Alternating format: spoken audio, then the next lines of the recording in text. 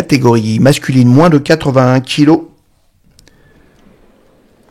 Premier finaliste, Kenya Kohara, de la société Parc 24, 28 ans, ancien finaliste des championnats du monde junior en 2013, opposé pour ce premier combat à Tadamasa Maehama.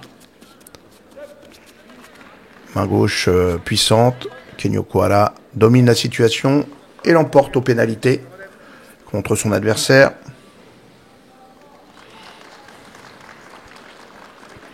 Kenya Kohara,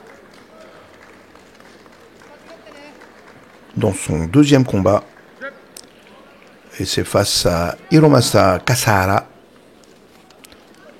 Dans cette catégorie des moins de 81 kg, forte attaque en Sotogari. La main gauche est installée. Kosotogari très fin, bien placé. Et le Wazari enchaîné au sol.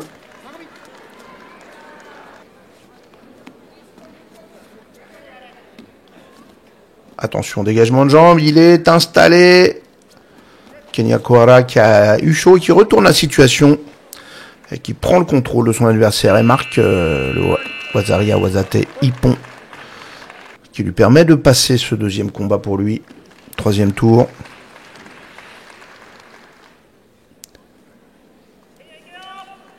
Et d'arriver au quatrième tour contre Go Inoyama.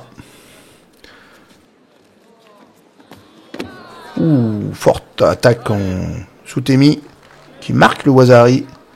Il enchaîne, il contrôle, il est puissant. Il marque au sol. Le voici en demi-finale.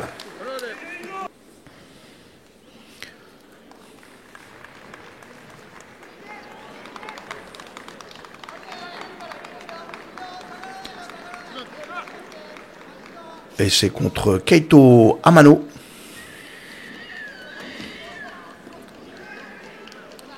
Attention, enchaînement au sol, c'est dangereux. Il est renversé et il a repris l'initiative, bien contrôlé. Et il enchaîne très fort sur cet étranglement, malgré la tentative de réchappe de son adversaire qui tente de se remettre debout. Il parvient à placer l'étranglement efficace. Kenya Kohara, c'est la finale et ça sera contre Yoshito Hojo, un combattant peu connu. Pas de référence internationale, ni même tellement nationale, de la Nihon University.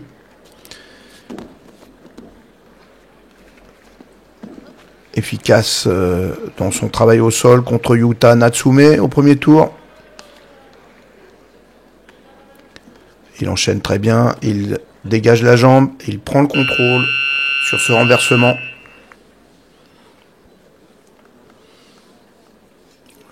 Belle victoire de Yoshito Hojo. En ce début de journée, on ne l'attendait pas en finale. Il va y être. Il faut passer Ryota Kimura. Attention, le renversement. Kosotogari, c'est joli, Wazari. Dégagement de jambe. Très bien exécuté.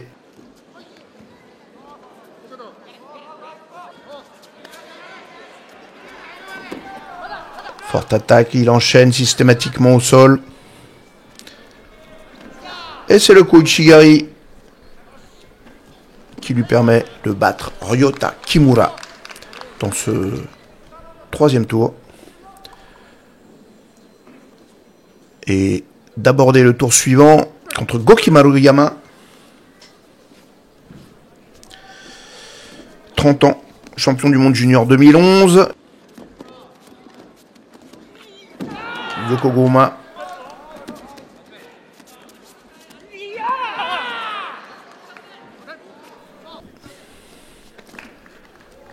Ouf, situation confuse, mais c'est Yoshito Hojo qui prend le contrôle de la situation du combat sur ce contre.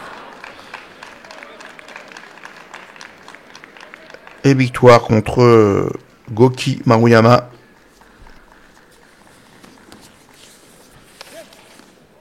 Shota Kugimaru en demi-finale. Yoshito Ojo qui continue sur sa lancée, qui est dangereux dans toutes les séquences au sol.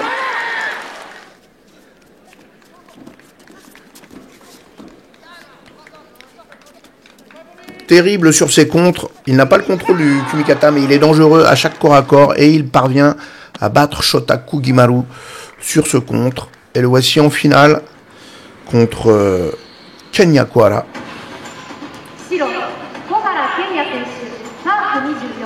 L'inattendu Yoshito Ojo qui fait sa journée.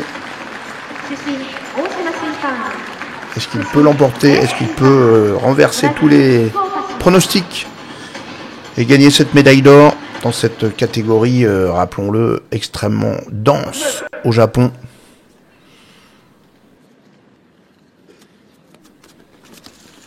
Il n'hésite pas à attaquer son adversaire,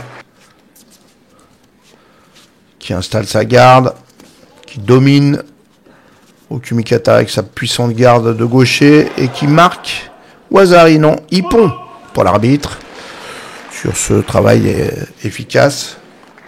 Et finalement, aucune marque sur ce mouvement.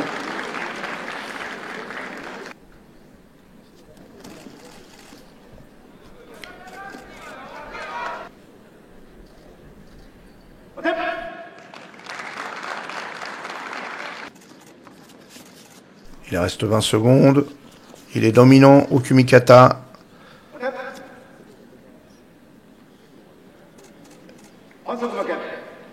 Et c'est finalement aux pénalités que Kenya Kohara se débarrasse de Yoshito Ojo en finale. Combattant qui aura défendu ses chances jusqu'au bout. Victoire importante de Kenya Kohara dans cette catégorie, on le rappelle, dominée par le champion olympique Takanori Nagase, 29 ans. Et suivi de très près par les outsiders impressionnants que sont Sotaro Fujiwara, 24 ans, et Takeshi Sasaki, 26 ans. Donc un trio dangereux et difficile à prendre. Mais Kenya Kohara était sur le podium avec ces trois-là au championnat du Japon en avril. Et il a parfaitement rempli son contrat en gagnant cette Coupe du Kodokan face à Yoshito Ojo, l'inattendu Yoshito Ojo en finale, alors que Shota Kugimaru, 26 ans, et Goki Maruyama, l'ancienne star des juniors dans les années 2011-2013, sont sur la place de 3.